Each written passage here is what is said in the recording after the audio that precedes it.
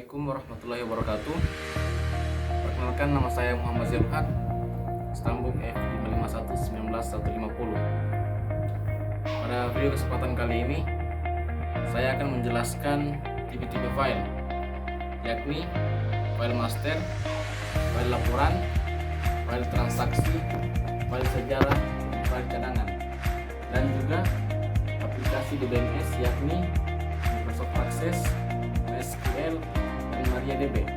Selamat menonton. Yang pertama, file master. File master atau file induk merupakan file yang terpenting pada suatu sistem. Sebuah file induk merupakan file yang digunakan untuk menyelesaikan tugas tertentu dan dipelihara secara teratur. Contohnya yakni sistem rumah sakit yang memerlukan file induk tentang catatan pasien, catatan penyakit pasien, di samping file yang lainnya yang tersedia. Yang kedua, file transaksi. File transaksi yaitu file yang berisi informasi yang digunakan untuk memperbaharui file master. Sehingga dengan adanya file transaksi, file master dapat berubah sesuai dengan informasi yang ada di file transaksi tersebut. Kemudian, contohnya yakni rekaman tentang pelanggan yang sudah membayar tagihan listrik atau akan membentuk file transaksi. Sesekali seminggu, catatan pada file transaksi digunakan untuk memperbaharui record pada file master. Yang ketiga yakni file laporan, yaitu file yang berisi data yang dibuat untuk laporan atau keperluan user atau pengguna. Kemudian file sejarah. Yang keempat, yakni file yang menyimpan data yang telah disimpan dalam bentuk suatu periode waktu tertentu yang telah lampau, biasanya digunakan untuk menyusun laporan yang bersifat tetap. Seringkali suatu sistem memelihara informasi untuk periode waktu tertentu. Contohnya, informasi tentang pasien yang keluar tidak perlu simpan file yang ada sekarang. Record tersebut dapat dipindahkan pada file riwayat hidup sehingga tinggal berisi file pasien yang sedang dirawat atau dijadwalkan akan kembali. Yang terakhir yakni file cadangan. File ini merupakan salinan dari file-file yang masih aktif di dalam database pada suatu saat tertentu. File ini digunakan sebagai pelindung atau cadangan bila file database yang aktif mengalami kerusakan atau hilang. Selanjutnya, saya akan beralih ke aplikasi DBMS, yakni Microsoft Office Access, MySQL, dengan MariaDB. Yang pertama, saya akan menjelaskan MySQL. MySQL adalah sebuah database manajemen sistem atau manajemen basis data yang menggunakan perintah dasar SQL atau Structure Query Language yang cukup terkenal. Selanjutnya, kelebihan MySQL.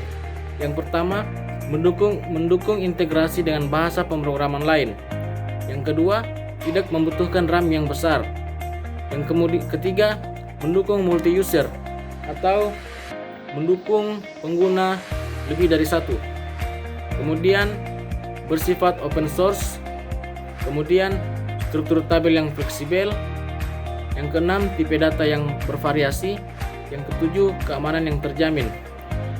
Kemudian, kekurangan MySQL. Yang pertama, kurang cocok untuk aplikasi game dan mobile. Yang kedua, sulit mengelola database yang besar. Yang ketiga, technical support yang kurang bagus. MariaDB merupakan juga sistem manajemen database relasional yang dikembangkan dari MySQL. MariaDB dikembangkan oleh komunitas pengembang yang sebelumnya berkontribusi untuk database MySQL. Salah satu alasan pengembang MySQL membangun MariaDB yakni MySQL telah diakuisisi oleh Oracle sehingga menyebabkan MySQL menjadi produk yang berlisensi proprietari. Untuk versi aplikasi MariaDB, yang pertama yakni versi 5.1.67 yang sampai sekarang yang paling terbaru yakni 10.5.6. Untuk kelebihan dari aplikasi MariaDB, yang pertama yakni pengembangan lebih terbuka dengan cepat.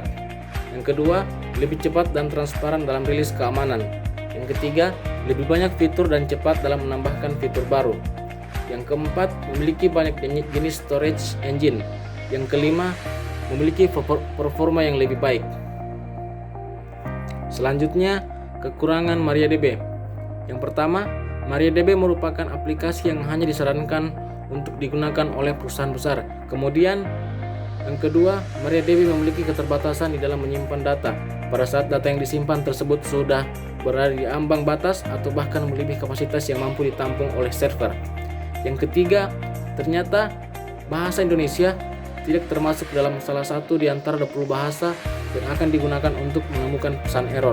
Selanjutnya, Microsoft Access atau Microsoft Office Access adalah sebuah program aplikasi basis data komputer relasional yang ditujukan untuk kalangan rumahan dan perusahaan kecil hingga menengah. Aplikasi ini menggunakan mesin basis data Microsoft Jet Database Engine dan juga menggunakan tampilan grafis yang intuitif sehingga memudahkan pengguna. Microsoft Access yang pertama versi 1.0 dirilis pada 13 November 1992. Ini merupakan versi pertama Microsoft Access.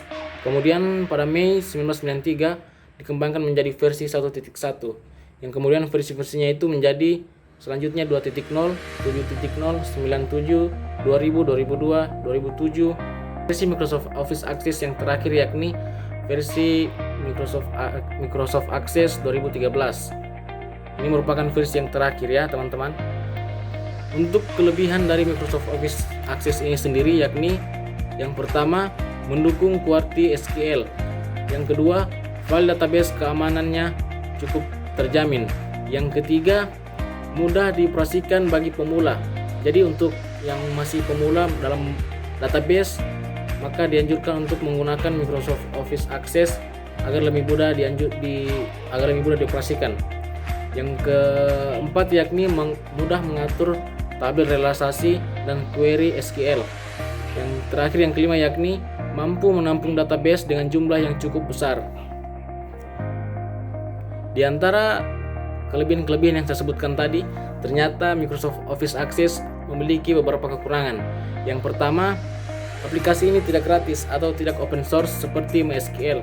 Jadi untuk para pemula, walaupun Microsoft Office Access mudah untuk dioperasikan, tetapi ini tidak open source atau tidak gratis lisensinya, maka dianjurkan untuk memakai MySQL yang open source. Yang kedua kekurangannya, kemungkinan terjadinya tumbukan atau randomisasi data dapat terjadi. Yang ketiga, bukan aplikasi RDBMS yang murni. Ini adalah RDBMS yang dari Microsoft Office. Yang keempat, pengolahan file database maksimal adalah 2 GB. Yang kelima, tidak mendukung multi-thread. Terima kasih. Assalamualaikum warahmatullahi wabarakatuh.